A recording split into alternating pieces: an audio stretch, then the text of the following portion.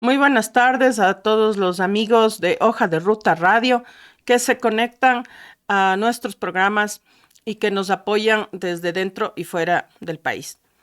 Queremos en este día pues tener una conversación con Juan Carlos Gómez Leito, un analista chileno que colabora con nuestro medio, eh, y sobre todo enfocarnos en el tema Venezuela, que ha desatado, digamos, una polémica frente a las elecciones que se dieron lugar el día domingo, donde resultó ganador el presidente, fue reelecto el presidente Nicolás Maduro Moros, y que la oposición, además sostenida por un montón de figuras internacionales y obviamente las locales, ¿no? Que algunas están fuera del país, fuera de Venezuela, pues insisten en desconocer el resultado de las elecciones, están hablando de un fraude, han desatado violencia en algunos sectores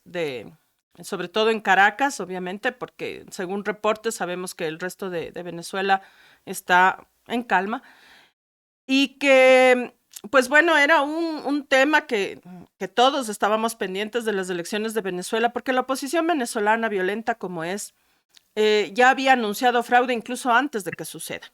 Ahora con todos los medios hegemónicos, con las redes sociales, pues un montón de cuentas troles están intentando posicionar en el imaginario, digamos, de todo, del mundo, que son ilegítimas, que hubo fraude, eh, y presentando unos resultados que son unas actas por WhatsApp, porque no hay otra cosa, haciendo unas encuestas a boca de urna que, que, que son encuestas y que no sabemos quién las hizo y cómo se hicieron, pero ellos dicen que ellos han ganado. Mientras que el Consejo Nacional Electoral de la República Bolivariana de Venezuela dio los resultados de los ganadores. Entonces vamos a conversar con Juan Carlos. Buenas tardes, Juan Carlos. Gracias por acompañarnos, por ayudarnos con tu análisis, para ir desmontando un poco todas estas mentiras y también demostrar cuál es la intentona de todos, ¿no? Los que están saliendo a hablar de fraude, a posicionar que hay un fraude. Justamente un montón de presidentes que fueron bastante ilegítimos, ¿no?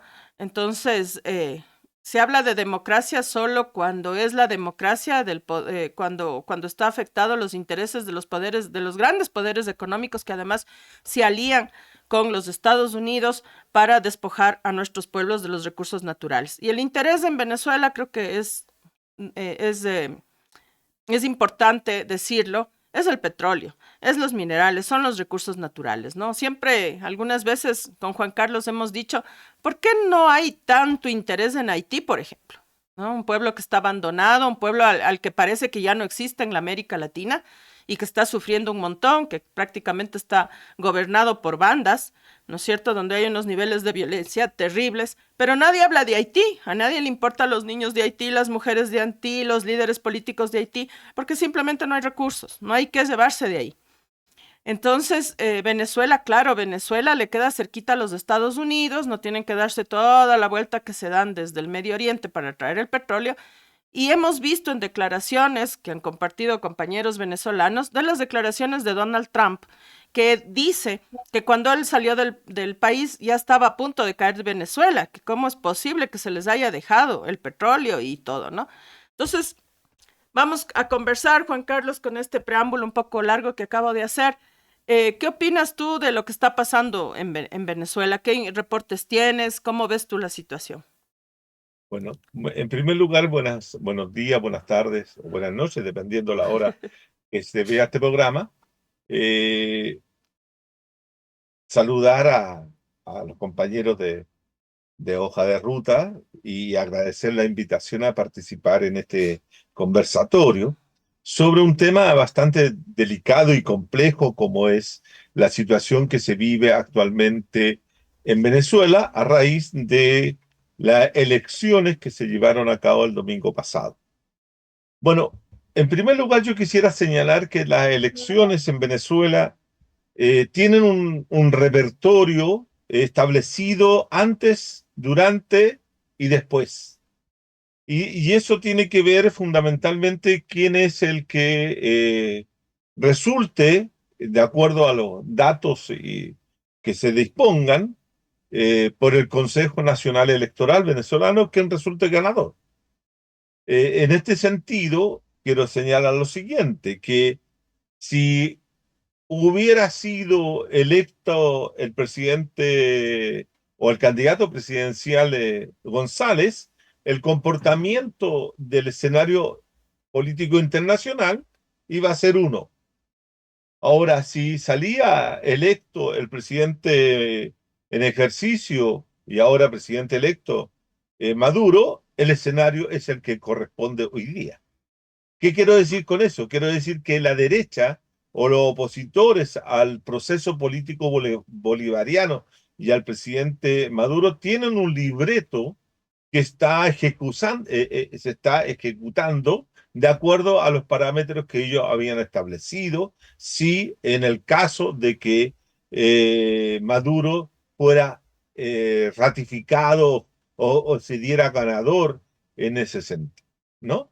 Entonces, durante la campaña se dijo tales y tales cosas, se planteó un escenario que el escenario ya hacía ver que la derecha solo iba a reconocer el triunfo de ellos y iba a desconocer el triunfo de Maduro en el caso de que se lograra y lo iba a denunciar como fraude. Es decir, si uno revisa todo el escenario anterior, todo está marcado que la derecha va a decir, si no ganamos nosotros, es fraude. Es fraude.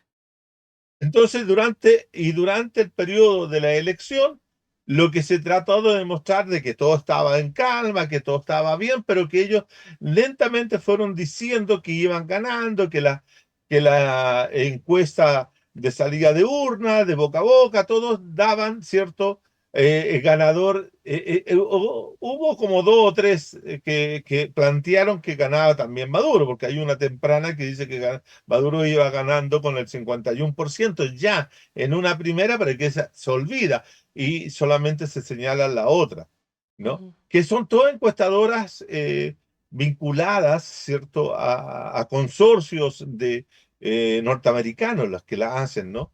Que obviamente que están al servicio de lo que plantea la situación norteamericana frente a Venezuela. Y posteriormente, cuando ya se produce el fin de la elección y tienen que venir los resultados, ¿cierto? Hay un compás de espera largo, bastante largo, que es mucho tiempo para poder tener claro y después se conoce de que hubo un intento de hackeo, etcétera, etcétera, y viene esta decisión del Consejo Nacional Electoral venezolano que declara ganador a el presidente Maduro con el 51,2% de los votos y González que saca alrededor de 44% y el resto se reparten entre los ocho otros candidatos que existían. Y ahí comienza el otro programa, en la otra parte del libreto que ya tiene elaborado, preparado, la oposición internacional como la oposición local, que es empezar a sostener que aquí hubo fraude y que hubo fraude y que hubo fraude y eso tiene que ver con un punto que yo creo que es también importante señalar, que ellos piden que se muestren las actas del proceso, ¿no? Que se muestren, se den a conocer dónde están las pruebas efectivas de que el presidente Maduro haya obtenido el 51%, al contrario de lo que ellos dicen, que ellos tienen también las actas, que tampoco las han mostrado, tampoco son actas físicas, sino son totalmente virtuales, no hay tampoco pruebas de uno y otro lado que digan lo contrario.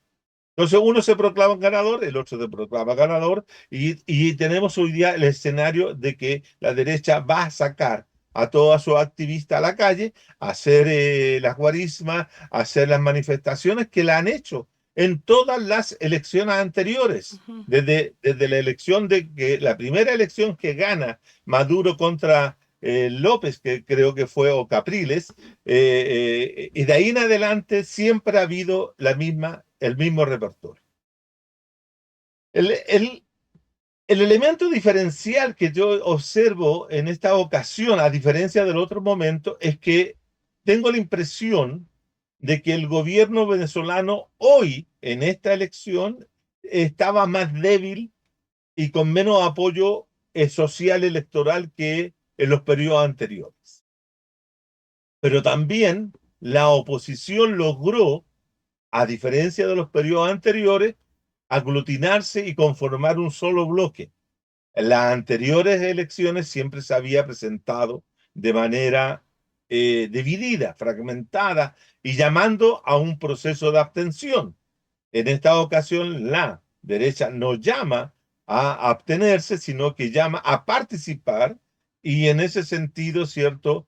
La confrontación electoral es mucho más fuerte, mucho más antagónica, es mucho más polarizada y requiere, ¿cierto?, tener claridad en los resultados. Si uno tuviera que decir, ¿hay claridad en los resultados?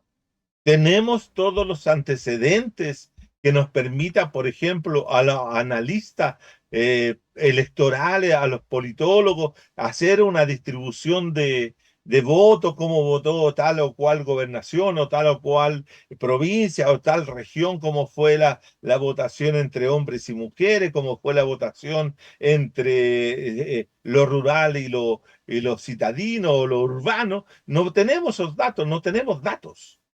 En ese es el punto. En este momento no hay datos, ni proporcionados por la derecha, ni proporcionados por el Consejo Nacional Electoral. Y eso es importante, perdón, Juan Carlos, Sí, porque la sí, derecha está presentando unas actas, no está presentando unas actas, perdón, está dando un resultado de una captura de WhatsApp, que eso no tiene ninguna legitimidad, pero aquí, y bueno, y en el mundo, y a todos los que digamos, están en este juego antidemocrático, dan por válido.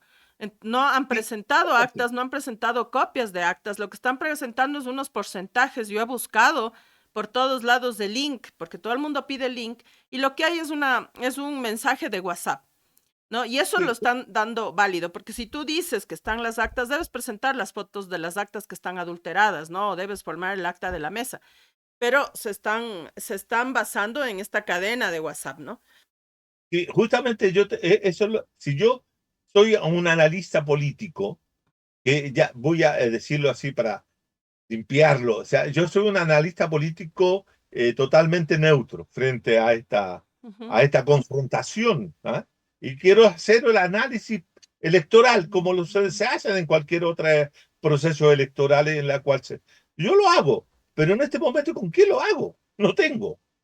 No tengo. Y esto no es siquiera estar a favor de uno o a favor en contra del otro, ¿no? Es simplemente detectar un hecho real, efectivo. No tenemos datos, ujú, no tenemos solamente datos gruesos.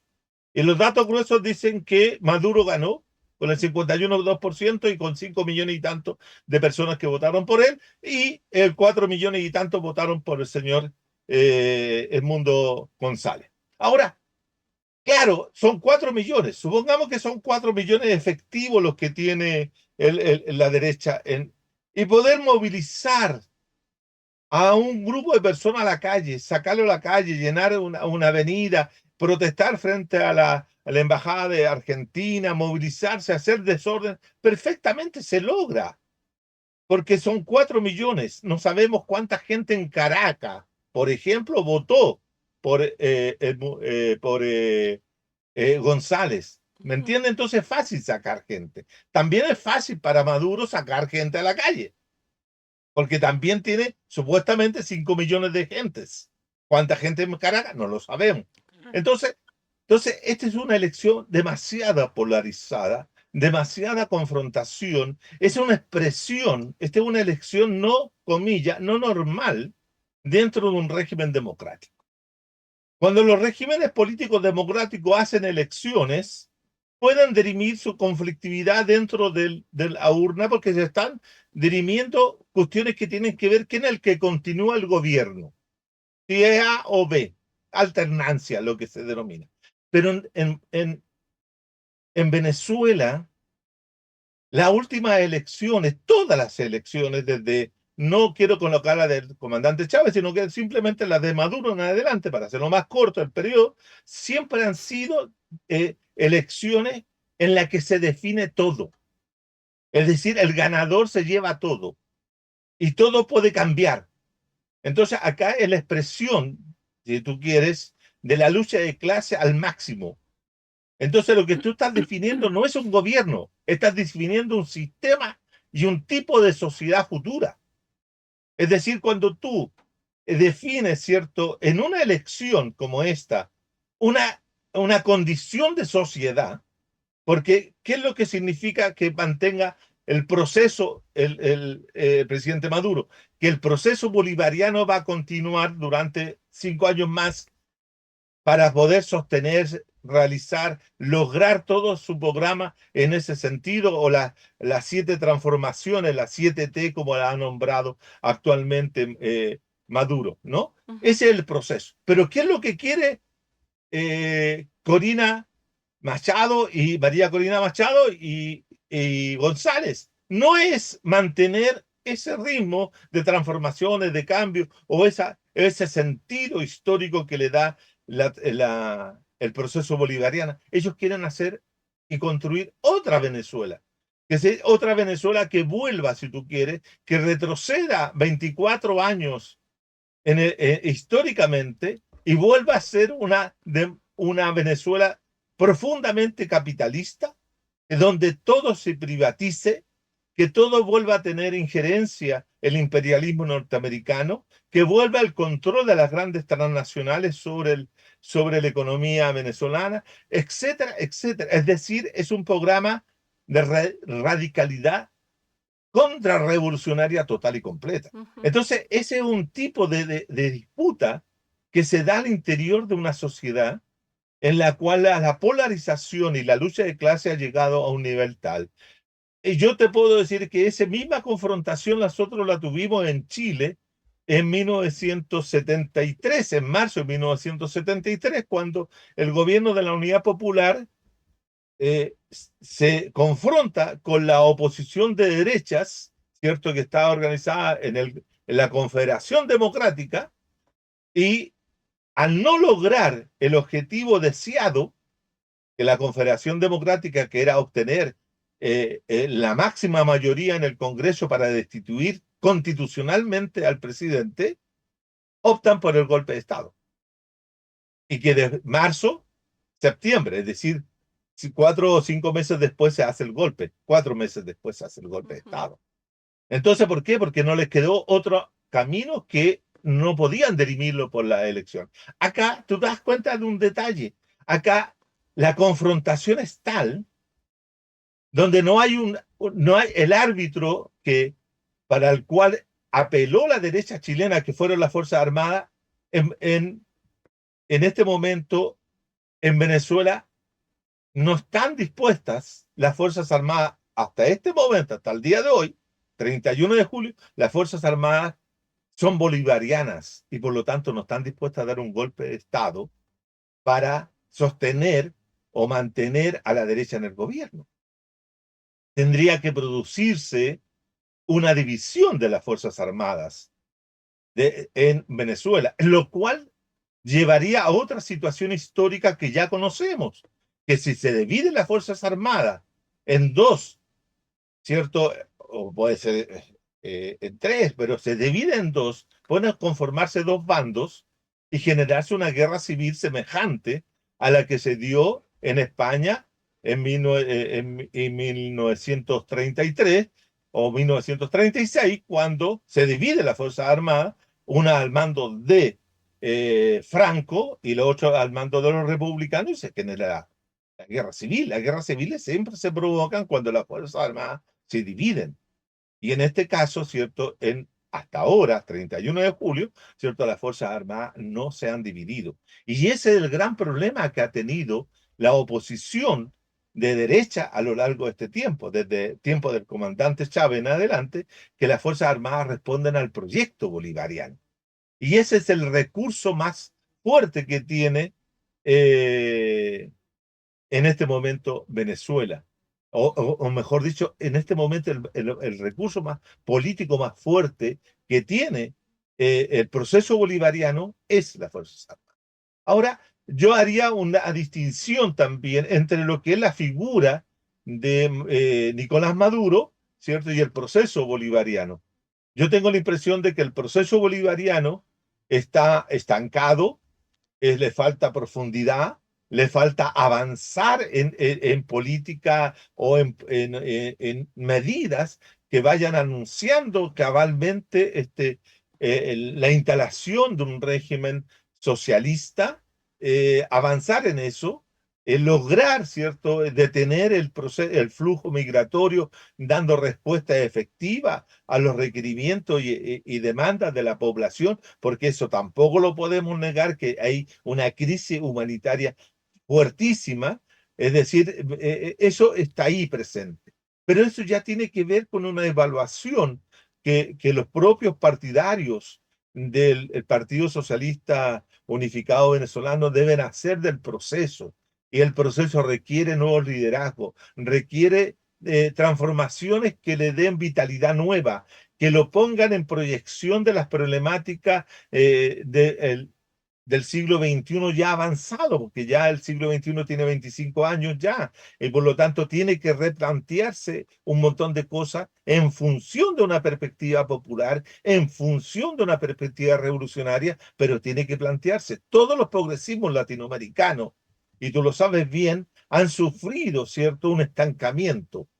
El progresismo ecuatoriano lo sufrió con la traición de Lenín Moreno y la falta de decisión de la revolución ciudadana. El problema que hoy día atraviesa también Bolivia, con todas las divisiones internas que tiene el MAS y en esta disputa fratricida entre Arce y Evo Morales. Los vemos en el retroceso después de la vuelta de Lula al caso brasileiro. Bueno, ¿para qué decir lo que pasó en Argentina y que hoy día tenemos a este señor Milei? Hay una crisis del progresismo. El único progresismo que puede salvarse, que podría yo decir que está en una senda, pero que también es muy limitado, es el caso del progresismo mexicano con López Obrador y ahora con el triunfo de Claudia Sheinbaum. ¿Cierto? Pero que son limitados, que no avanzan en una ruptura con el capital, que es necesario hacerlo para fortalecer las posiciones revolucionarias. Venezuela durante mucho tiempo ha estado aislado, ha tenido apoyos de gobierno, pero son apoyos tibios, como tú lo conversábamos en el entretiempo de este programa, ¿no? Cuando estábamos haciendo el precalentamiento, como decía yo, en términos de la Olimpiada, ¿no? Entonces, ¿qué es lo que pasa? Ahora, los países como el mismo gobierno de Petro eh, no tiene una claridad frente a la argumentación general, ¿no? El Brasil también tibia. López Obrador fue un poco más claro, pero le faltó fuerza, porque son los países importantes. México, Brasil son países que pesan dentro del conjunto de América Latina distinto de la forma como pesa hoy día un Perú o lo que fuera, ¿no?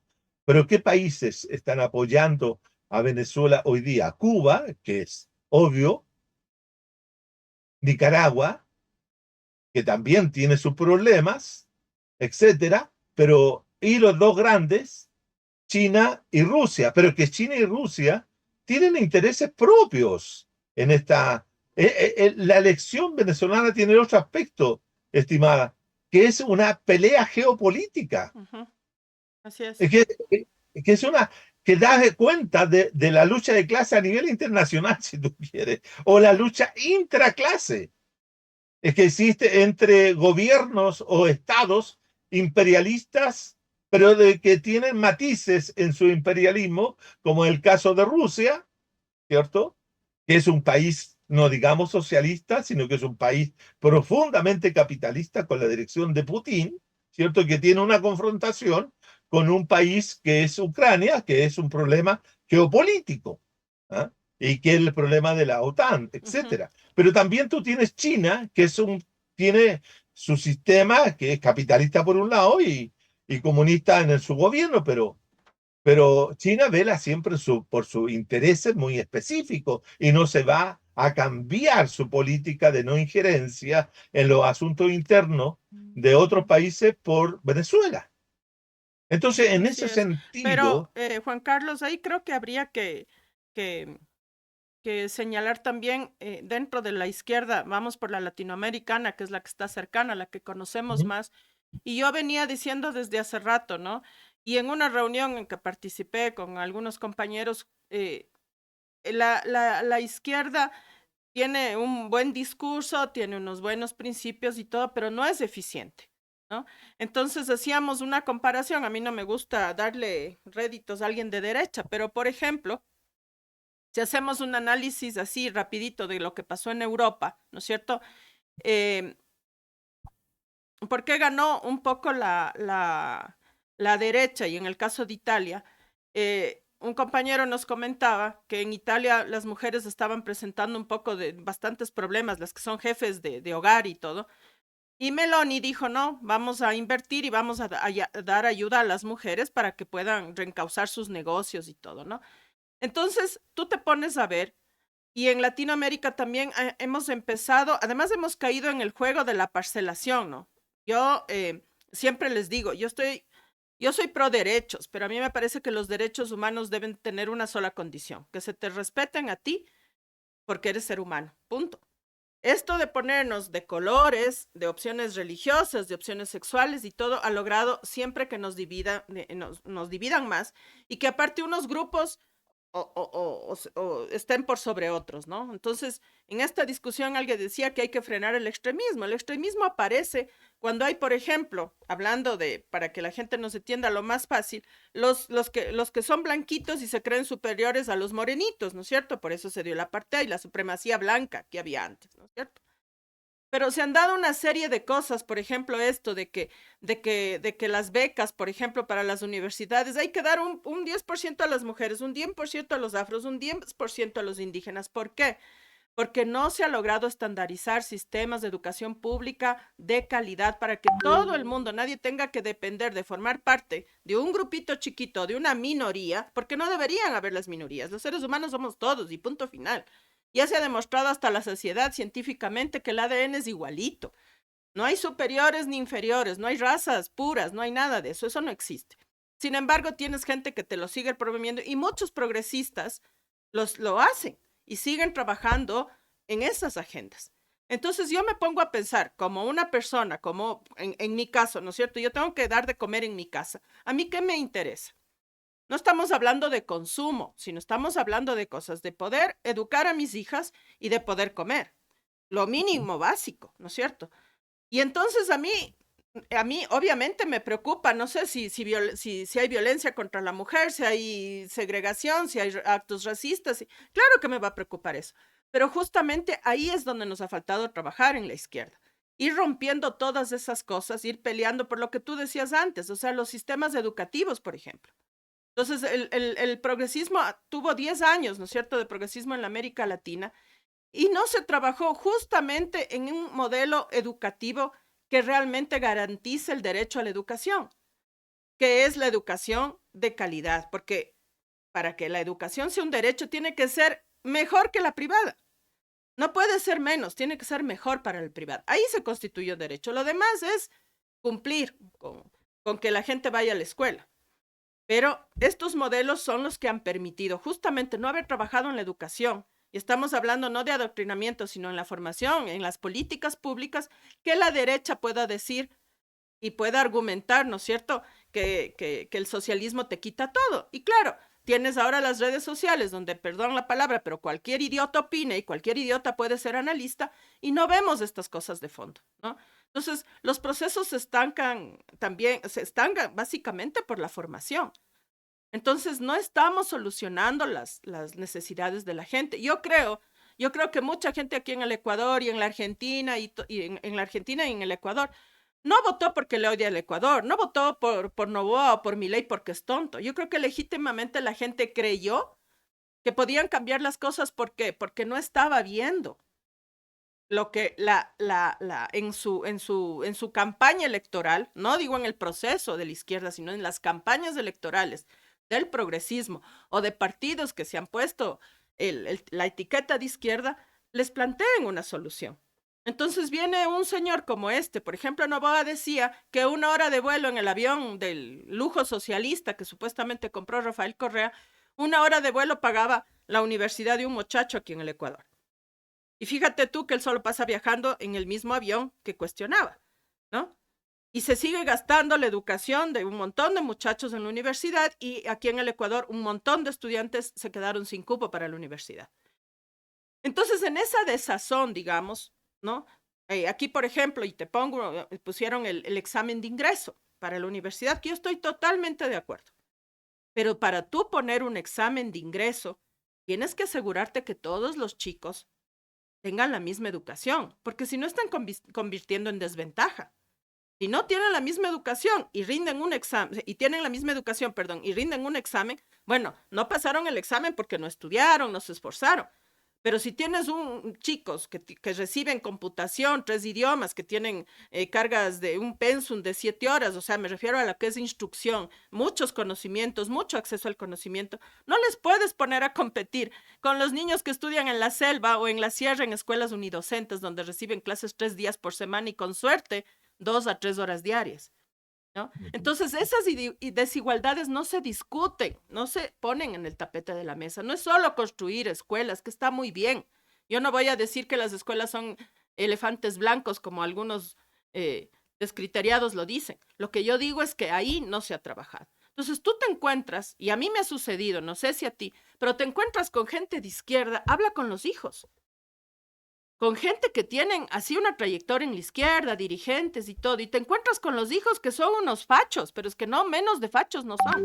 Y tú te cuestionas, dices, a ver, si yo no he empezado en la casa, pero no estoy diciendo que si yo soy de izquierda, mis hijas tengan que ser de izquierda de ley por ADN, no. Lo que estoy diciendo es que si hay principios por lo menos que se defienden, que es este principio por lo menos democrático, ¿no es cierto?, de tener acceso a la salud, acceso a la educación, tener salarios dignos, que te indigne el racismo, que te indigne el fascismo, el clasismo, pero no estamos viendo eso. Entonces, llegamos a las campañas electorales y ofrecemos un montón de cosas, llegamos al gobierno y se mudan de piel, ¿no? Entonces le empezamos, como tú dices, empiezan a defender un capitalismo light, entre comillas, porque yo no sé si eso sea posible, pero esa es también la decepción de la gente. Entonces, volviendo a lo de Venezuela, yo he conversado con mucha gente de Venezuela y me leí un librito, no sé si tú lo conoces, uno que sacó el muchacho este que trabajó para hacerlo de Telesur, el compañero este, que se llama Escualilandia. Entonces, conocer la historia de Venezuela, ¿no es cierto? Porque él decía, la gente tenía muy poco dinero y las mamás trabajaban mucho para las cirugías plásticas de las hijas porque el sueño era que lleguen al Miss Venezuela. Y era para que puedan ganar el Miss Universo. Era un poco eso, ¿no? Gente que estudió en Venezuela antes de la llegada de Chávez, profesionales, médicos, me contaban a mí que ellos iban a comprar hasta las cebollas en Miami. Y venían y les decían, amigos míos ecuatorianos, oye, nos vamos a Miami, no te apuntas. Y ellos decían, chusa, o sea, yo irme a Miami como irme a la tienda de aquí al frente de mi casa, yo no podía. Entonces, pero ellos decían, nos vamos. Entonces tenías una clase les invitaban a estos colegas a dar un paseo en yate, ¿no? Cuando había una pobreza brutal en Venezuela, brutal. Un país dependiente totalmente del petróleo.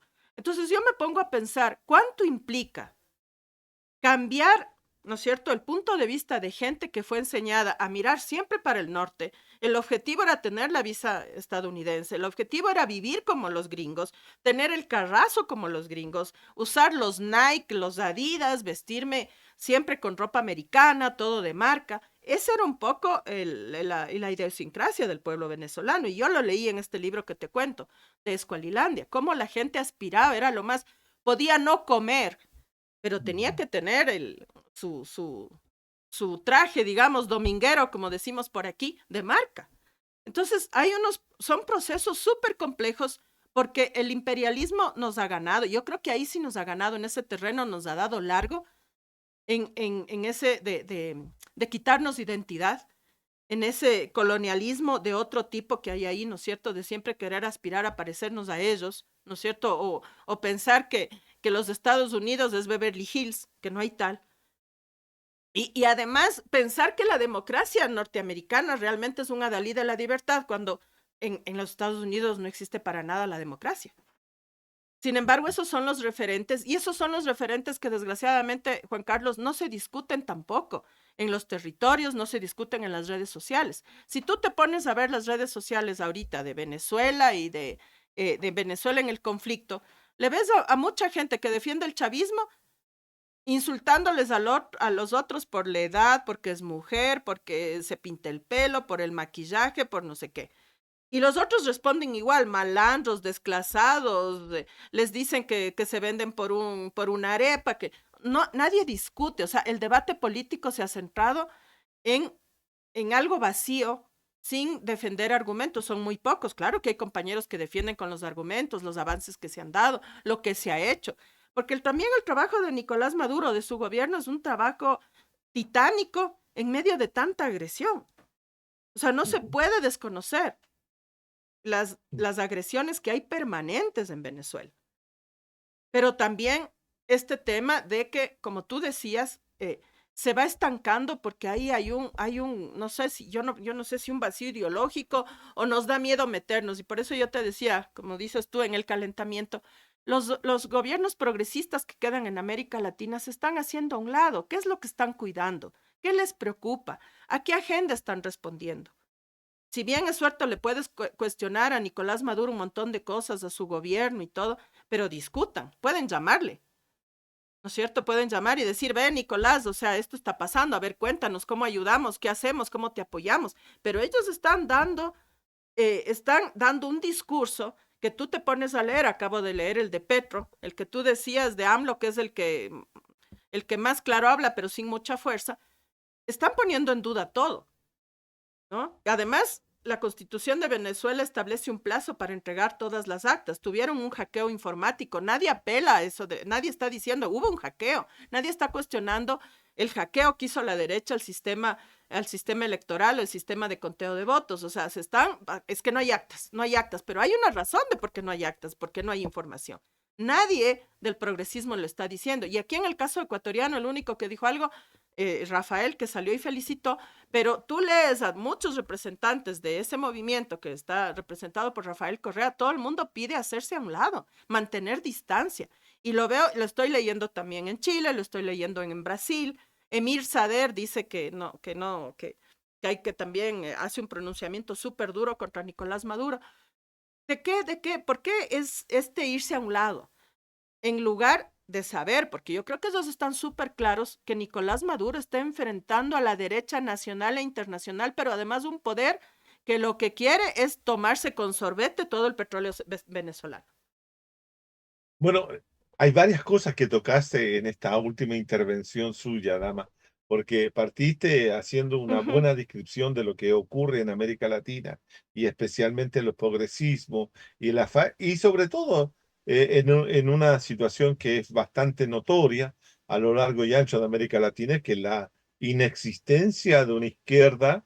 Y cuando yo digo la inexistencia de una izquierda, soy muy claro en eso, pero yo no me pierdo una izquierda que sea de carácter anticapitalista, que no sea antineoliberal, porque una cosa es ser antineoliberal y otra cosa es ser anticapitalista y antineoliberal al mismo ujú, tiempo, ser antiimperialista, anticolonialista, etcétera. Yo creo que esos tres elementos fundamentales para definir una izquierda, y esa izquierda en América Latina está ausente y no tiene fuerza, no tiene poder y no pone temas de discusión en la agenda de los distintos países para que la conformación y constitución y de una alternativa que tenga un programa de gobierno como de futuro claro. Y eso falta. Y por esa razón yo tengo la impresión de que se van hacia lugares o toman agendas que son agendas liberales, fundamentalmente de ampliación de lo liberal, pero no necesariamente de una transformación de lo existente, porque ese es el punto. Y es de manera entonces que, claro, puedo yo, como decíamos, puedo hacerme cargo de la educación y puedo establecer incluso la educación como derecho, pero si el problema de la educación no es solamente el derecho a la educación, y tampoco es el problema de la calidad, sino que tiene que ver con los contenidos que se transmiten en la educación que hoy día se están entregando, ya sean en los colegios o en las universidades, en la forma como se conforma el sujeto ciudadano de hoy día Ujú, y en la sujeta ciudadana de hoy día. ¿Cómo se conforma aquello? ¿Cuál es la mentalidad que posee? ¿Cuál es la visión de las cosas que tiene? Porque hoy día se entrega en todos los espacios educativos una sola visión. No hay visiones alternativas ni rivales que hoy día puedan estar compitiendo en el proceso educativo, sino que son todas una sola. Y eso no se cambia porque tú estableces derecho. Tiene que haber un cambio en la forma de educar. ¿Qué valores vas a transmitir a través del proceso educativo? Acá en Chile siempre se habla de que la educación pública está en crisis. Yo el otro día les decía en un foro justamente que la educación pública en Chile no está en crisis, porque la educación pública en Chile ha cumplido el rol de formar un sujeto neoliberal, que es el sujeto que hoy día calza y viste y camina por todos lados en la sociedad chilena y define procesos electorales, procesos políticos, procesos históricos. Ese es un sujeto formado dentro de una conmovisión que es la conmovisión neoliberal a lo largo de estos 50 años. Y eso también ha pasado en el resto de América Latina. Entonces, por eso tiene conexión cuando tú escuchas a un Milei decir las barbaridades que dice para personas como nosotros, que somos gente de izquierda profundamente contraria al liberalismo, los chicos que votaron por Milei, la juventud que votó por Milei en Argentina, le hace sentido, porque es la educación que han recibido durante los últimos 40 años de ujú, democracia argentina. ¿Y exacto. por qué? Porque los gobiernos, ni de Alfonsín, ni de Menem, ni los de Kirchner, ni los Fernández, se preocuparon de modificar la forma que se entregaban los contenidos, qué es lo que se enseñaba en las universidades y en los colegios, sino que siempre se siguió enseñando la misma visión de las cosas. La visión neoliberal hoy día ha inundado la educación en todo, desde México hasta el Cabo de Horno. Por lo Ujú, tanto, es una educación única. Y ese es el problema. Yo puedo tener todos los derechos para llegar a la universidad o llegar a estudiar, tengo todos los derechos. Pero ¿qué es lo que me van a enseñar? Mira que fíjate que Carlos Marx, y voy a citar, a mí me gusta citar mucho, pero voy a citar a Carlos Marx en el programa de Gotha. Cuando él se refiere ahí en el programa de Gotha, dice, entregarle la educación al Estado es lo peor que se puede ocurrir. Pero no está hablando Carlos Marx de los recursos que se le pueden entregar al Estado, sino que el Estado, que es la expresión de la dominación de clase, ¿ah? ujú, Enseñe a los niños y a la juventud.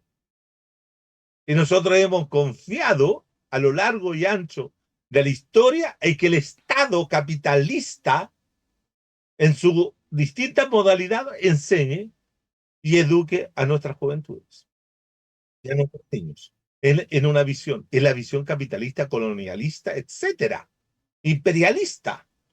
Entonces, ahí tenemos mucha responsabilidad también de cómo modificar, alterar aquello. Derechos sí, todos los derechos sociales, todos los casos, ujú. pero cambiémosle el signo, cambiémosle la visión de las cosas.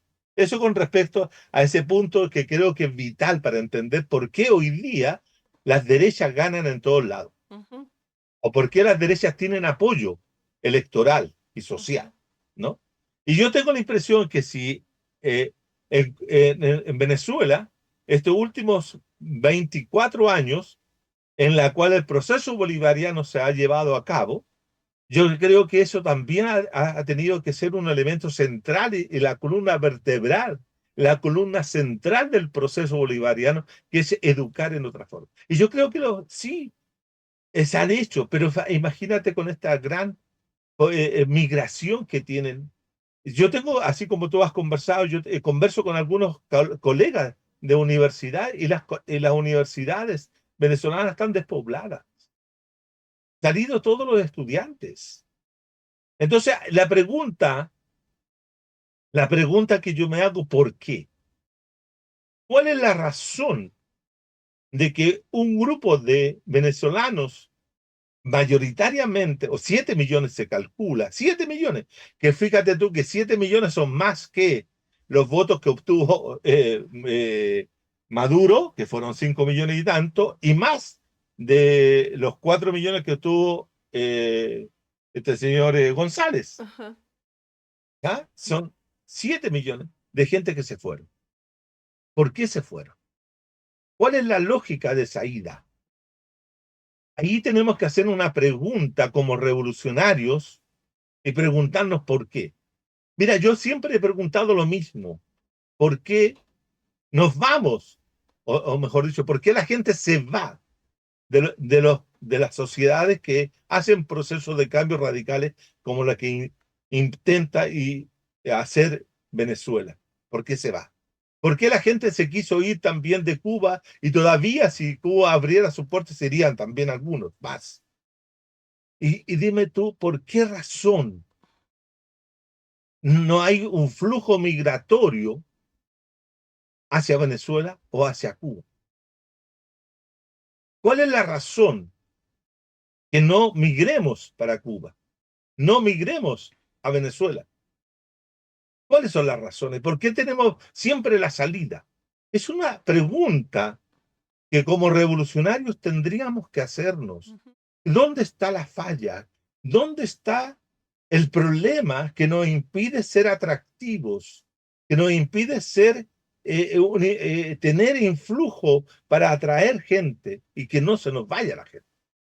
¿Me entiendes? Entonces, esa es una gran pregunta. Y yo creo que esa situación hoy día le pesa a muchos sectores que no intentan hacer cambios, no intentan modificar las cosas porque temen situaciones de trastoque como lo que estoy señalando. Entonces hay una situación de temor. El miedo al proceso histórico de cambio radical también está en una izquierda latinoamericana que después tal vez de las grandes revoluciones perdidas, porque hay que decirlo, compañera, también, que la revolución rusa se perdió. El gran proceso bolchevique se terminó ¿en qué? En un capitalismo salvaje o en un capitalismo imperialista como el que tiene Putin, o en la gran revolución de Mao terminó ¿en qué? En una China pro imperialista y pro capitalista como la actual. Si lo único que China hace la diferencia, la China popular hace la diferencia que tiene con el resto de los imperialismos es porque no se mete en la injerencia de otros países y respeta la soberanía, pero el resto sigue siendo tan capitalista como cualquier otro. Esos son fracasos históricos, que alguna vez tendremos que analizar y podernos explicarnos. Porque no es que estar en contra de los procesos actuales. Yo estoy con el proceso bolivariano, estoy con el proceso que se lleva a cabo en Venezuela y que apunta a la construcción de una sociedad socialista. Pero bueno, pero avancemos en eso. Si hay que pelear esa situación. Si hay que defenderla a Venezuela bolivariana, defendámosla del fascismo o de las formas de autoritarias, militaristas, imperialistas que se levantan. Pero la defendemos porque queremos construir una sociedad distinta, pues. Queremos construir también un proceso democrático diferente. No quiero que el día de mañana se diga que los gobernantes de izquierda, cuando se toman el poder, no anulan la democracia. No, la gente de izquierda que llegamos o que llegaremos al poder en alguna oportunidad, tendremos que ser lo más democrático posible en todos los aspectos y no solamente en el reconocimiento de elecciones, sino en la forma como tú gobiernas, en la forma como tú ejerces el poder, en la forma como la gente participa en la solución de los problemas comunitarios y de gobierno que se tengan. Pero si tú vas a centralizar todo en la figura del líder, mira, fíjate que yo esto lo que voy a decir ahora, lo dije muy tempranamente cuando todavía existía la Universidad Arcis y estábamos justamente haciendo una reunión celebratoria de la revolución sandinista y ya estábamos analizando los procesos revolucionarios de ese momento eh, en América Latina, estaba vigente el proceso ecuatoriano, estaba vigente el proceso boliviano, obviamente el venezolano, etcétera, y el de Nicaragua. Estábamos conmemorando un año más de la revolución nicaragüense de 1979. Y yo dije que uno de los problemas sustantivos que iba a tener el proceso venezolano, y no me acuerdo el año, por eso estoy tratando de recordar, dije que era el problema de no tener capacidad de tener sucesión del líder. Y estaba vivo Chávez todavía. Que la lección que debía aprender Chávez en ese momento era la lección que había entregado políticamente un hombre como Nelson Mandela. Nelson Mandela, cierto, cuando él llega y se hace presidente de Sudáfrica en ese proceso de poner término a apartheid, todo el mundo le pedía que se quedara en el gobierno para las próximas elecciones y él dijo, no, hay que ir preparando las nuevas generaciones. Además, también era un hombre grande, que podía morir en cualquier momento, pero se murió mucho después de haber entregado el gobierno. Él participó de la idea de que dentro del partido sudafricano, ¿cierto?, tenía que haber alternancia en el poder. Y yo dije en esa oportunidad que Chávez tenía un problema en ese sentido, que no podía quedarse en el poder, ni como Correa no podía quedarse en el poder, ni como Evo Morales debían eternalizarse. ¿Viste lo que pasó con Evo Morales? También terminó en un golpe de Estado el año 19 Ujú. en un intento. ¿Por qué? Porque ya ahora tiene la división interna, porque él no confía en Arce y no confía en ninguna otra persona que pueda llevar a cabo el proceso de liderazgo y conducción del proceso Por eso te boliviano. digo que realmente los gobiernos se han encargado de ir tapando baches y de cosas, pero se ha abandonado totalmente el territorio para la discusión, para la participación democrática. Eso ha pasado en todo lado. Entonces, yo digo, si la derecha, ¿no es cierto?, nos ha impuesto también ese modelo del Mesías, desgraciadamente la izquierda también ha caído en ese juego, ¿no? Sí, totalmente. Porque realmente deberían haber equipos de gobierno para el cambio revolucionario, equipos que sigan en los territorios, que vayan destacando compañeros, compañeras que puedan salir. Pero mira, por ejemplo, hicieron esto de que deben haber hombres y mujeres en las listas para los senadores, diputados, asambleístas, como se llaman en los distintos países. Y habiendo, por ejemplo, yo aquí te puedo decir, compañeras muy capaces, empiezan a poner a la amiga, a la fulana, a la no sé qué, o sea, no hay democracia. Y eso a mí me ha costado muchos enemigos, digamos, pero no hay una democracia real dentro de la izquierda. Y estamos exigiendo democracia y ahora encima nos sumamos a la defensa de esa democracia burguesa, ¿no es cierto? Contra Venezuela, cuando en nuestros propios partidos no hay democracia. Si aquí son dueños de los partidos y dueños y son no hay primarias realmente así donde uno pueda ver los candidatos, donde uno pueda escuchar debates para saber, a ver, este compañero qué tal formación tiene, qué hizo este compañero. Alguna vez aquí en la radio decíamos, no yo, decíamos, algunos compañeros decíamos, un candidato para ser concejal en el municipio, en la junta parroquial, lo más chiquito, por lo menos que demuestre que ha cambiado algo en la zona donde vive, pues sabía, no sé, organizar a la gente, hacer una minga para limpiar veredas, para limpiar la calle, para cuidar el parque, la cancha de fútbol, de básquet, no sé, pero no. Imagínate que yo no sé cómo sea aquí, pero aquí empezaron a poner de candidatos la Revolución Ciudadana.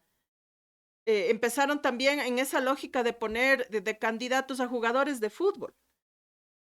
Bueno, Entonces, porque desde ahí tú es que lo ves que esas pasa, cosas, ¿ves por qué? Porque hay que ganar votos, hay que ganar mayorías, ¿no es cierto? que Pero no ese es es el un tema de punto. tener mayoría en la asamblea para yo mandar una ley y que todo el mundo me vote, porque ahí Sí. es donde empieza a abandonar la gente la participación, porque no es involucrada en los procesos, no es involucrada en las discusiones, y después tú sales, a mí me molesta un montón cuando dicen, tienen el presidente que se merece. Es que son unos malagradecidos porque las obras que hizo el uno, las obras que hizo el otro. O sea, el pueblo no es bobo. Subestimar al pueblo yo creo que es un error súper grande, ¿no? Y creer que los que estamos un poquito más formados porque fuimos a la universidad, creernos que somos superiores, yo creo que el pueblo es súper sabio. Y hay una sabiduría y hay una enseñanza ahí que la hemos dejado de lado. Entonces hay muchas cuestiones. Mira, la gente se va, tú ponías esa pregunta, ¿por qué la gente se va y no vuelve a Venezuela? Y yo te decía hace rato, nos ganó, porque lo más importante para la gente es tener. Acuérdate que en una entrevista pasábamos, conversando contigo mismo, decíamos, todo es económico.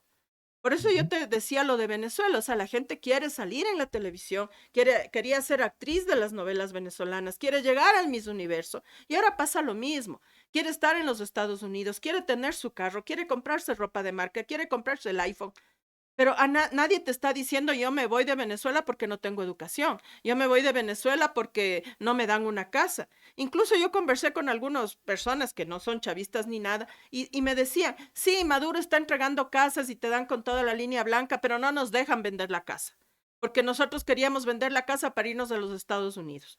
¿Y para qué quieres irte a los Estados Unidos? Ah, es que allá yo me puedo comprar mi carro, en Venezuela no puedo. Entonces, son un montón de cosas económicas. Mira, aquí en el Ecuador empezaron a querer hacer movilizaciones, ¿no? Entonces, se hizo una apagada de motores, iba a ser un paro nacional de transportes. Les dieron plata a los dirigentes y los choferes están explotados por los dueños de los buses, de los camiones, son explotados, son trabajadores a los que tienen que cumplir una cuota de dinero en el día para pagarle. Lo mismo pasa con los conductores de los taxis, que los que se hacen ricos son los dueños de las cooperativas, los dueños de las unidades de transporte. Y ya, como se les financió, se acabó, hasta ahí llegó, porque todo es un tema económico. La gente no vive, yo siempre cuestioné el buen vivir, porque yo dije, ¿qué es el buen vivir? ¿Es tener una casa? ¿Es tener un carro? ¿Es tener ropa? ¿Es tener viajes? ¿Solo es Sí. eso el buen vivir? ¿No? Ese es para el buen vivir para la mayoría de la gente, nomás. Claro, y eso es lo que tú dices, eso es lo que nos ha impuesto el imperialismo y ahí nos ha ganado, porque todo el mundo solo quiere tener, ese es el camino. Aquí en el Ecuador, cuando fue el feriado bancario en el 98, 99, salieron 3 millones de ecuatorianos. Tú dices, con la cantidad de plata que ingresa, el Ecuador debería haber cambiado algo. Pero yo te digo, como médica y como persona que empecé a hacer trabajo, me encontré con un montón de muchachos, son generaciones de muchachos solos, abandonados, sin padre ni madre, que llamaban por teléfono a pedir a la mamá plata, al papá plata y a pedir que les manden ropa y que les manden juegos de video. Ni siquiera oías muchas veces, porque yo estuve en un sector donde solo había un teléfono y yo también salía a llamar para preguntar, porque en ese tiempo mi hija estaba recién nacida, y lo que escuchaban los niños era desgarrador. No decían, mami, no me importa, ven, mami, te extraño, no. Me mandaste lo que te pedí, pero verás que es el juego así. Ya bueno, chao. Y seguía el otro hermano. Venía el otro hermano y también pedía. O sea, les arrebataron hasta los amores las migraciones, ¿me entiendes? ¿Y para qué se fueron allá y se dividieron, se acabaron los hogares? Y ese montón de muchachos, de niños, niñas que ahora son jóvenes, ¿dónde están? También quisieron irse para España, que es donde migró mucho ecuatoriano, para tener qué, plata. No para construirse una casa. Aquí tienes un montón de casas construidas de 4 o 5 pisos deshabitadas, Juan Carlos. Nunca van a volver. Y el Ecuador no es Cuba ni Venezuela. Y No, siguen viviendo en cuartos ahí en España con unos alquileres terribles porque están en España. O sea, ahí es donde lo que tú dices, mira, o sea, el pensamiento ese súper colonizador de tenemos que ir a vivir al primer mundo para ver si algo nos volvemos primer mundo y no nos sentimos tal mal de que nos digan tercermundistas. Entonces, ahí no se ha trabajado. Y eso es una cosa que tú pones en la discusión y no te la aceptan y te dicen que no es así, y no. O sea, nos estamos moviendo solo por plata. Y por eso yo te decía lo de Venezuela, cuando yo leí ese libro, era impresionante. O sea, gente que dejaba de alimentar a sus otros hijos para pagar la cirugía plástica de una muchacha, para un concurso, para un casting, ¿no? Mira, una de las cosas más maravillosas que, o no, no sé si maravillosas, pero que te queda es comprobar lo siguiente.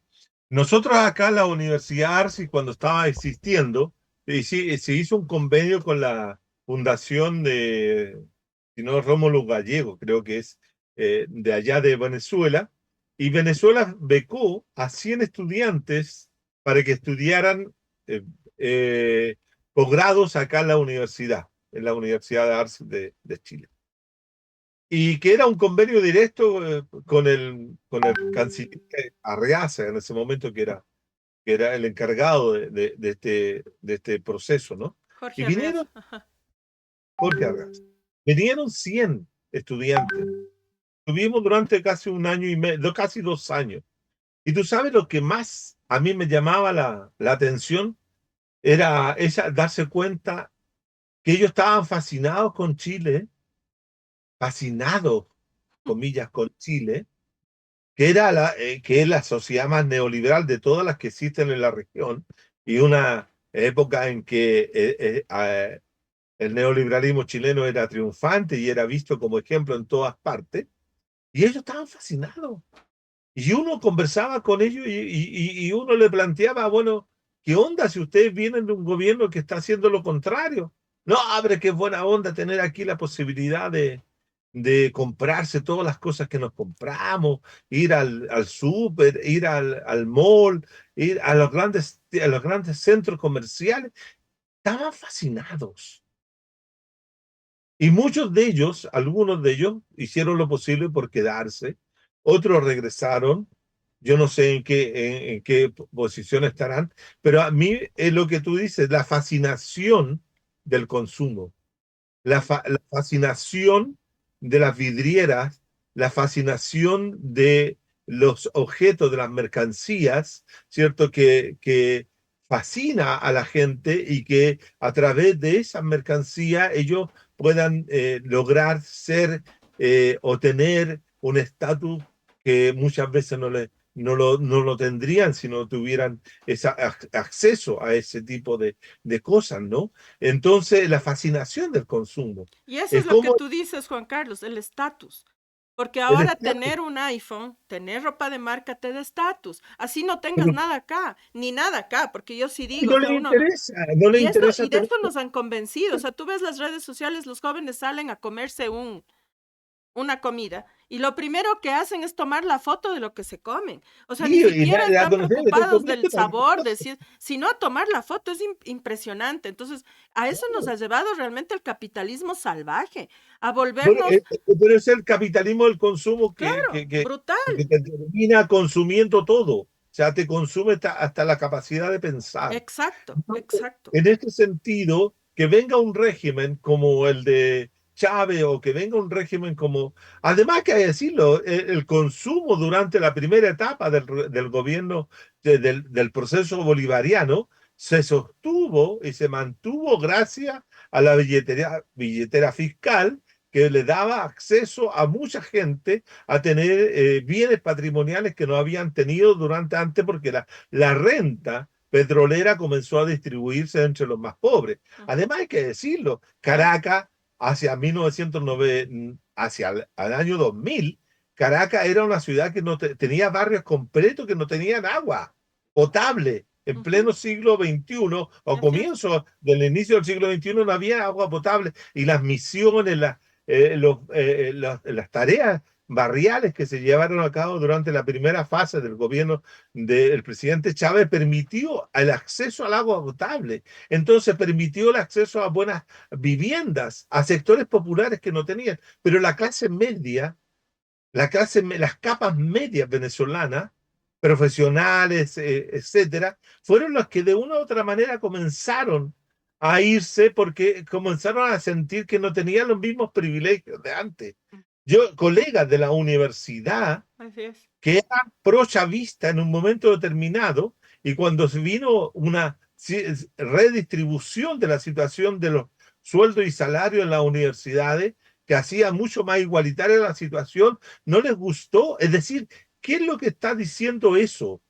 Y que el capitalismo nos ha enseñado a ser desiguales. Y la Ajá, gente quiere ser desigual porque es la forma de establecer las diferenciaciones entre unos y otros. El exactamente. neoliberalismo, yo lo digo en un texto que tengo, te promete dos tipos de ciudadanía. Una ciudadanía igualitaria donde todos pueden tener lo que ellos puedan tener, o una ciudadanía, ¿cierto?, desigual.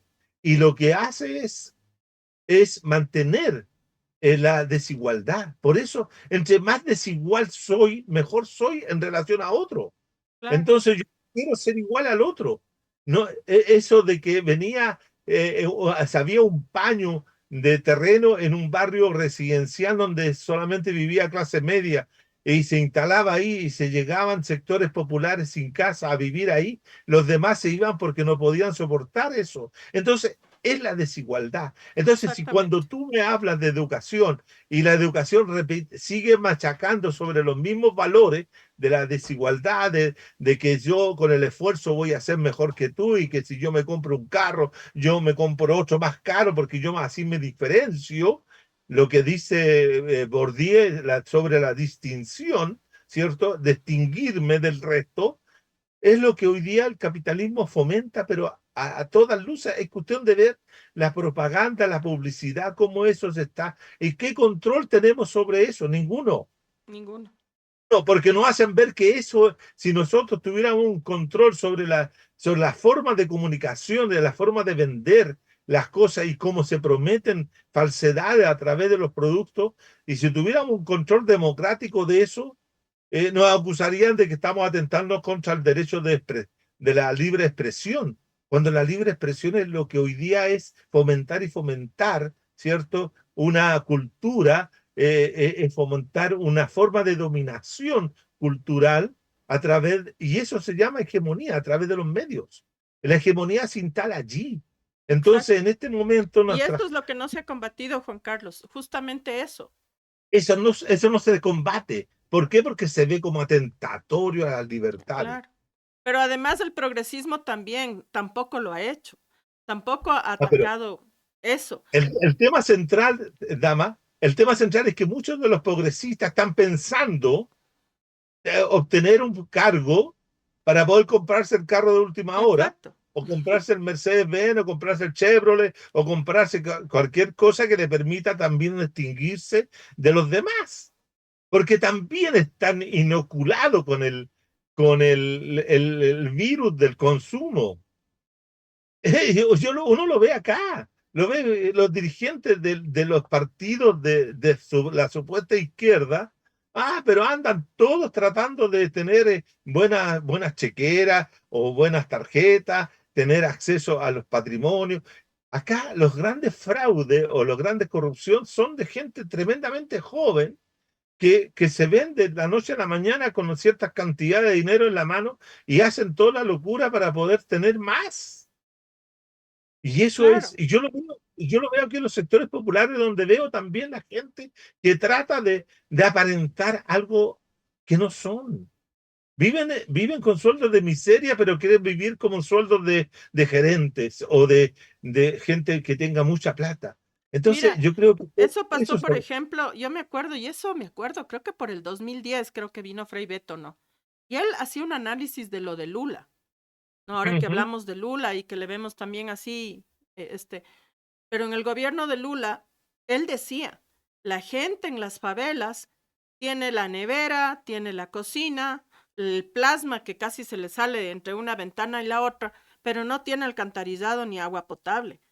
Claro. Entonces, ahí tú dices, o sea, claro, ya el que puede comprarse el plasma se siente más clase alta que el de al lado que vive en la misma favela, que no tiene el plasma, que solo tiene la nevera y que todavía de pronto tiene un televisor chiquito.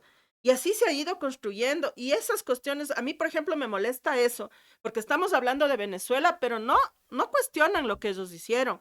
No veo un análisis de decir, a ver, nosotros también cometimos estos errores, ¿no? Quizás no públicamente, pero llevar al territorio estas conversaciones para mejorar la situación. Y claro, dicen, Lula otra vez, Brasil está como la novena economía mejor del mundo, chéverísimo. Yo no voy a estar en contra de eso, porque un gobierno para que la gente estudie, para que la gente coma y todo, necesita plata. Vivimos en Pero un lo mundo hace que se dentro de mueve. la fórmula capitalista. Claro, pero ¿qué Dentro. estamos haciendo para cambiar lo que tú dices? Ese sistema, esa es la pregunta. Entonces, cuando tú No hablas hacen de nada. eso, totalitario, es que son Sí. totalitarios. ¿No? Entonces ya desde ahí ya no eres ni siquiera de izquierda, ya no eres de izquierda, eres totalitario y estás queriendo copiarle a Stalin y quieres, no sé, o sea, te acusan de cualquier cosa. La gente no se da cuenta que el buen vivir es justamente otra cosa a ese consumismo que te lleva todo el tiempo a sacarte el aire trabajando, no sé qué, porque tienes que aparentar, porque tienes que tener todo lo que necesitas para tener un estatus, porque si no, no eres gente, no existes en el mundo. Y los jóvenes, por ejemplo, ahora no quieren estudiar, lo que quieren es hacerse el negocio o pegar en YouTube o en TikTok, monetizar, ganar la plata, ya no les interesa estudiar. Y si quieren estudiar es para aprender a ver cómo ganan plata a través de YouTube haciendo cualquier cosa. El otro día yo veía un documental de un compañero cubano que decía los influencers huecos. ¿No? Mm. O sea, chicas que porque se visten y mueven el cuerpo, monetizan, mientras hay muchachas que se sacan el aire para llegar a estudiar medicina, una ingeniería, bioestadística, biología, ¿no? Para ir a ganar con la suerte de que encuentres un trabajo en el del mejor de los casos, un sueldo básico, una subvención para algún proyecto sacada del aire, mientras una muchachita de 18 años abre en YouTube y puede ganar millones y millones por modelar ropa o por saber hacer maquillaje. Imagínate, y eso mucha gente lo defiende, incluso la izquierda utiliza esos mismos influencers para su propaganda. Entonces, hay unas cuestiones súper graves que no se llevan a la mesa de discusión, Juan Carlos. Y nos está, No, no se y mientras de tocan. eso no se lleve el capitalismo y sigue ganándonos, ¿no es cierto? Y aparte, todo el progresismo y mucha izquierda, entre comillas, está en ese juego, está muy a gusto en ese juego y está profundizando simplemente ese mismo pensamiento. No está haciendo nada por otro tipo de pensamiento, ni haciendo nada por cambiar este sistema que se está comiendo el planeta a pasos agigantados. Absolutamente nada, ¿no? Totalmente de acuerdo contigo en ese punto y creo que eso es, si es que, y esto sería interesante como tenerlo claro, ¿es lo que se juega hoy día en Venezuela? ¿Es lo que estamos diciendo nosotros, es lo que representa el proceso bolivariano con Nicolás Maduro a la cabeza? ¿Es eso lo que está transformando Venezuela en algo totalmente distinto de lo que hoy día ocurre en otros lugares del mundo? ¿O, y la derecha es que es justamente lo que quiere instalar lo que se da en todos los restos de los países del mundo? Es la pregunta, ¿no? Ujú, Porque si nosotros tuviéramos que hacer una pregunta clara, básica, necesaria, urgente, en esta elección y en este periodo postelectoral de disputas, de movilizaciones, de acusaciones de uno contra otro, etcétera, se está jugando un proyecto político de izquierda, socialista, democrático, antiimperialista, etcétera, así como ujú. podría ser el proyecto bolivariano, o al contrario, lo que viene es el fascismo, el capitalismo, etcétera. Yo creo que sí están esas dos cuestiones en juego. Entonces, no es solo Maduro, no es solo la figura de Maduro, Ujú. sino que son dos tipos de sociedades las que están confrontadas. Y si yo tengo que defender una, yo defiendo el proceso bolivariano, independientemente si lo defino o no a través de un proceso electoral. Fíjate que el único proceso electoral interesante de recordar en este momento, por las consecuencias que tuvo, fue el de 1989 en Nicaragua. En Nicaragua también el proceso de revolución sandinista de la primera etapa, de la primera fase del proceso revolucionario sandinista después de el derrocamiento de los Somoza y la democratización de Nicaragua, fue confrontarla en una elección en la cual el sandinismo perdió. Yes. Y perdió y estuvo fuera del gobierno durante, si no me equivoco, 10 años o un poco más, hasta que volvió otro sandinismo, otra cosa, que era el caso de, Daniel de Ortega. Daniel Ortega en Nicaragua, ¿no? Ujú. Eh, pero fue otra, ahí hay una transformación muy interesante de eso. Es el único proceso que se ha jugado a través de una elección y donde un sector revolucionario triunfante reconoce la derrota. ¿Ah? Entonces, la pregunta acá, eh, si realmente, la pregunta que tenemos, si realmente o la derecha hubiera ganado las elecciones, ¿Maduro la habría reconocido? ¿Ya habría hecho el mismo gesto que hizo Ortega, el primer Ortega en ese momento de entregarle el gobierno al liberal que ganó esa elección? Que le creo que era la Violeta Chamorro, ¿no? Si no me Sí, equivoco. Violeta Chamorro quedó. La Violeta Chamorro, ¿cierto? El entregarle el gobierno a Violeta Chamorro habría entregado, claro, la Violeta Chamorro, por cierto, no es González, ni Ujú. tampoco Corina, la María Corina Machado. María Corina Machado. No lo es.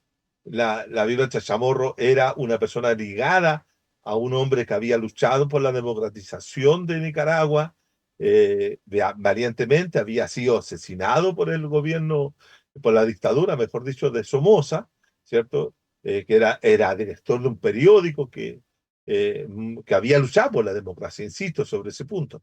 En este caso, los dos personajes son bastante siniestros. O sea, uno está comprometido con los crímenes de jesuitas en Guatemala y Ujú. la otra, ¿cierto? Innumerables veces había solicitado la intervención de Estados Unidos y la invasión de, de Venezuela por parte de Estados Unidos. Incluso hay una carta por ahí que circula, no sé si será verdadera o no, pero hay una carta que la cual esta señora le pedía nada menos que el genocida Netanyahu de Israel que invadiera eh, con su fuerza política y militar invadiera Venezuela. O sea, de ese tipo de calaña Sí. estamos hablando.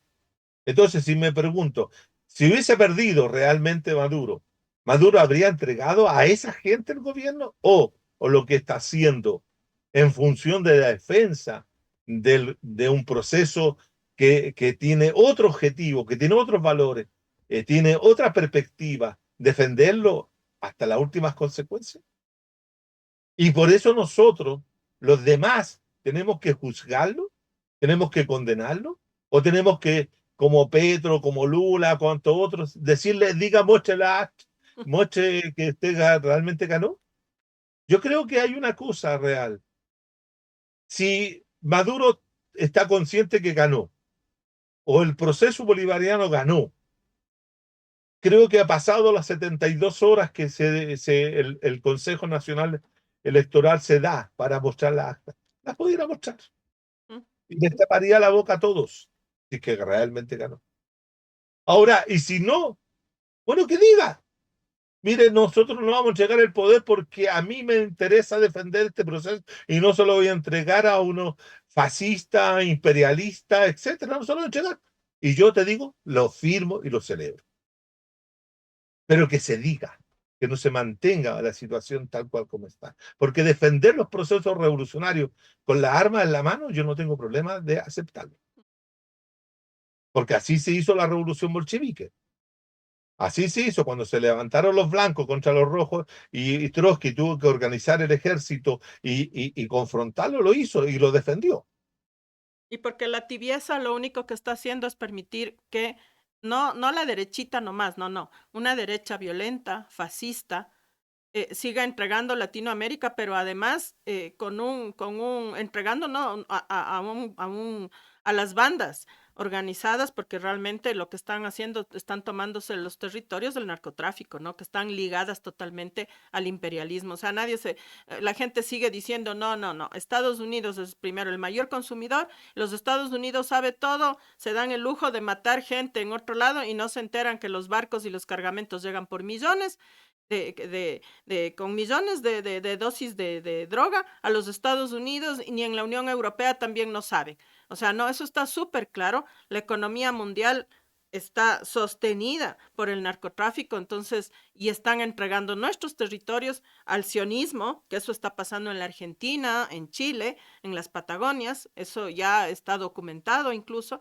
pero además están entregando, dejándonos en total indefensión frente a las bandas, a los grupos, como dicen aquí, grupos de delincuencia organizados ligados a grandes carteles del narcotráfico que están arrasando con nuestra juventud y con la vida, porque estos sicariatos, estos enfrentamientos, jóvenes, niños que no van a la escuela están eh, engrosando las filas de estos grupos de delincuencia para ajustes de cuentas entre bandas, para vacunas, para extorsión, para secuestros. A eso están sometiendo a nuestros pueblos estos gobiernos de derecha para justificar la entrega de los recursos también, porque te dicen, tenemos que subir el IVA, tenemos que bajar, hay que abrir esto, hay que dejar que vengan las bases norteamericanas para que nos ayuden a combatir el crimen, entonces tenemos que tener al embajador gringo metido en el gobierno diciendo quién va y no va, te imponen los fiscales, les alargan lo que reglamentariamente tienen que estar en sus cargos para que sigan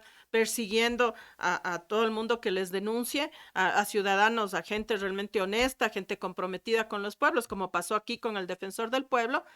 Y mientras tanto, los capos se van de las cárceles, manejan las cárceles y incluso nombran gente en los ministerios, ¿no? Ponen hasta los ministros. Eso es lo que está pasando y que la gente no quiere ver, ¿no? No quiere ver que eso es grave, que digamos, la expansión del narcotráfico en América Latina es una cosa Sí. sumamente preocupante y está avalada por la derecha y por el imperialismo. Es sin duda que que la industria de la sangre o la industria de de la narco, de la narcopolítica está muy fuerte en América Latina, sin duda que sí. Pero yo tengo la impresión de que muchas veces los gobiernos timoratos de este progresismo limitado, de este progresismo discursivo, pero no profundo, lo que ha hecho es solamente abrirle mayores espacios de oportunidades a esa situación porque siempre se niegan a hacer un montón de cosas, como por ejemplo en Chile, acá la derecha se opone a que se abran las cuentas bancarias o se puedan investigar para poder descubrir el tráfico del dinero, ¿no? Uh -huh. Porque el tráfico del dinero es fundamental para poder desarmar justamente el narcotráfico. Pero yo tengo la impresión nuevamente que estamos en una confrontación de distinta naturaleza, que sea de distinta magnitud, digo, más que naturaleza, magnitud, que compromete a todos los actores políticos y sociales que están ubicados en América Latina, ¿no? Ayer el presidente AMLO decía que los países chicos no tenían nada que hacer y por eso se metían en estas cosas. Yo creo que los países chicos también quieren frenar cualquier intento de triunfo del proceso bolivariano como ejemplo para el resto de los países latinoamericanos, ¿no? Uh -huh. Entonces, si Venezuela resiste este embate del imperialismo a nivel internacional y logra salir triunfante, no solo de la elección, sino del proceso mismo, y no entregarlo, y no perderlo, y no perderlo aunque sea con confrontación armada. Yo creo que la lección que hay que sacar son dos lecciones históricas, ¿no? Una es cuando se pierde la guerra civil española en el 39 y España queda bajo la dictadura de Franco por 40 años. España perdió para siempre la posibilidad de ser un país distinto al resto de Europa y se transformó en un país igual, dejando y abandonando cualquier pretensión emancipadora o socialista, que fue muy clara. Y bueno, y en Chile el hecho de que no se fuera capaz de defender el proceso revolucionario de Salvador Allende a través de las armas y la confrontación armada, aunque sea muy doloroso pensar en una guerra civil, pero los procesos se defienden de esa forma y aquí finalmente la derrota de la izquierda revolucionaria fue total y completa, que después de 51 años de ese proceso todavía nos tiene en el suelo.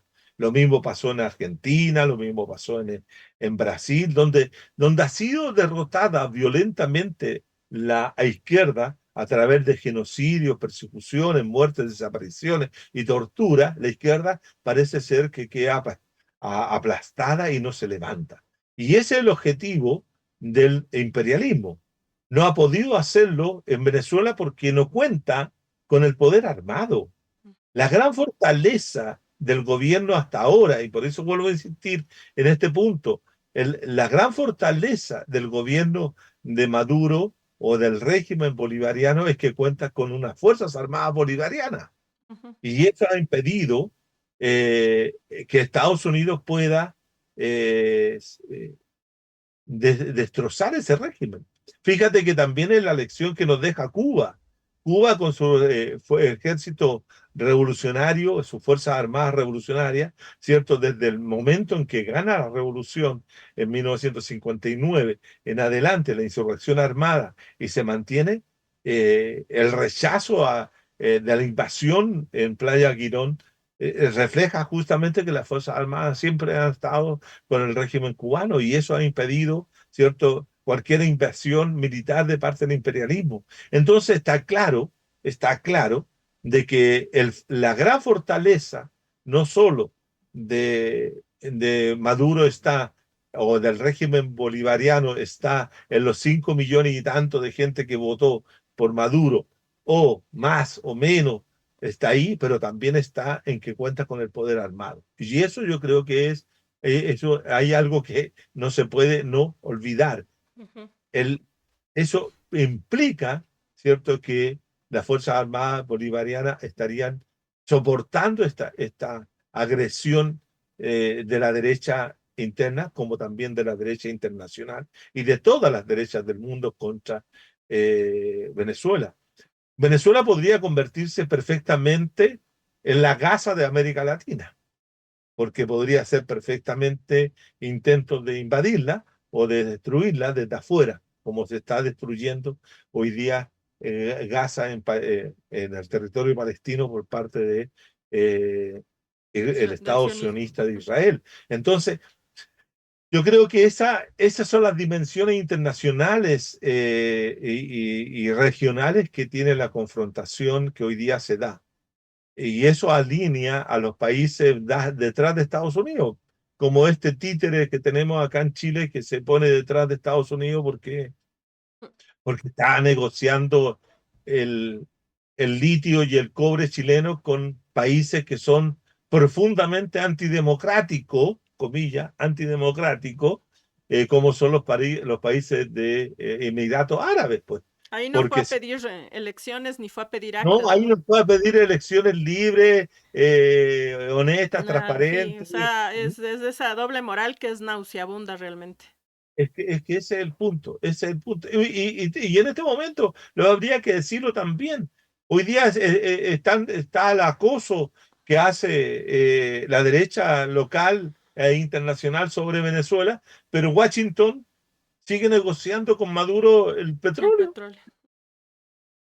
Bueno, en honor al tiempo, Juan No, no, al Carlos, nos tiempo. hemos demorado un montón, pero ha estado, creo, interesante. Esperemos que nuestra audiencia se nutra de lo que aquí ha sido más un debate realmente, donde donde me has aclarado y yo supongo que a muchos también, algunas cosas las has puesto en, en blanco y negro, digamos, para que se entiendan. Y yo te agradezco un montón. Me gustaría tu mensaje final, justo a propósito de esto de lo que estamos viviendo ahorita, de lo que está pasando en Venezuela, de lo que está pasando en el continente, digamos, o con la izquierda frente a lo que está pasando en Venezuela.